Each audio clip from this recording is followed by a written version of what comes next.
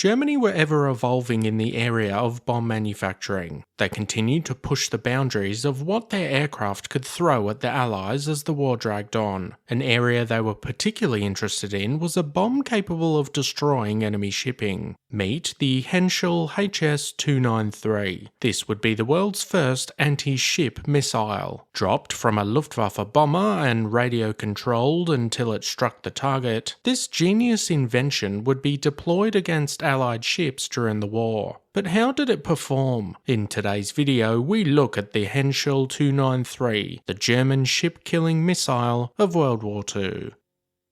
If you enjoyed this video and want to see more, hit that subscribe button. It's free and really helps the channel reach more history lovers like you.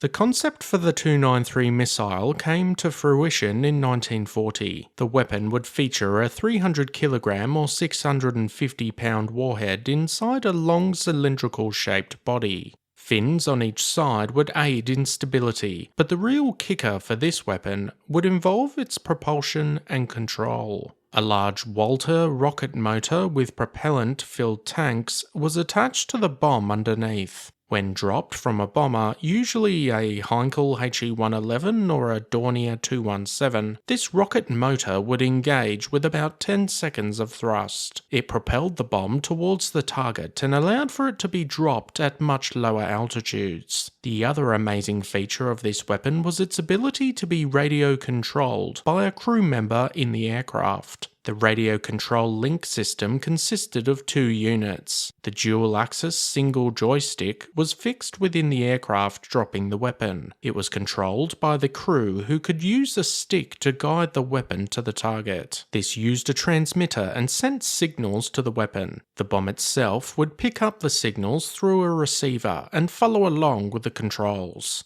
The first test flight for the missile was in late December 1940 and a total failure.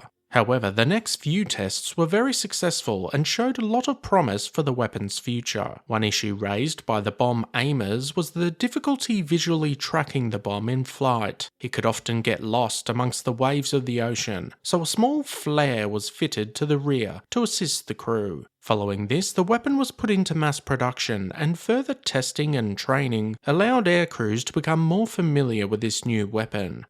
The first successful use of the missile occurred on the 27th of August 1943, when a 293 was dropped and successfully guided towards the British corvette HMS Egret. The ship would eventually be destroyed and sink in the Bay of Biscay, west of France. The weapon would continue to see use around France and in the Mediterranean. The Luftwaffe would target both merchant and warships with numerous successes. But as the war continued, the Allies began to utilise countermeasures against the 293. First obtaining parts of the weapon, then an intact missile, as well as the control link system from a crashed Heinkel. Jamming devices were placed in ships to block the signal between the aircraft deploying it and the weapon receiving it. This was a decent way to stop the weapon if used correctly, but even though this was the case, the Germans never found out about it. The missile continued to be used throughout the war alongside its sister weapon, known as the Fritz X. This was very similar to the 293 and used the same concept of control. A Luftwaffe report for both the 293 and the Fritz X indicated that a total of 319 bombs were dropped from aircraft. 215 of these correctly functioned, with a 49% hit rate. In all, 79 naval units, including 40 warships and 39 merchant ships, of gross tonnage of 290,000 tons, were either partially or totally put out of action. Quite decent statistics for this interesting ship-killing missile of World War II. What did you think of the Henschel 293? Had you heard of it prior to this video? Let us know your thoughts in the comment section down below.